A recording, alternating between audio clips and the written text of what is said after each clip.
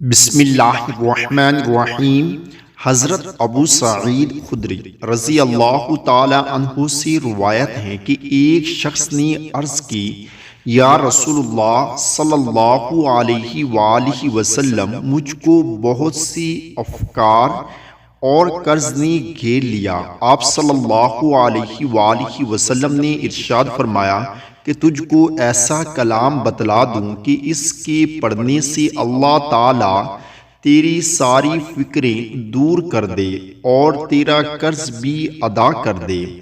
اس شخص نے عرض کی، بہت خوب۔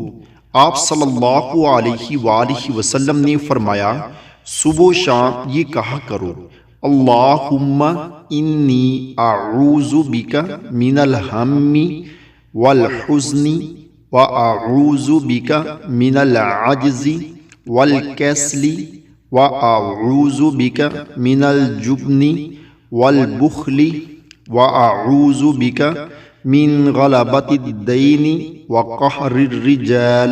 اس شخص کا بیان ہے کہ میں نے یہی کیا، سو میری ساری غم فکریں بھی جاتی رہی اور قرض بھی ادا ہو گیا۔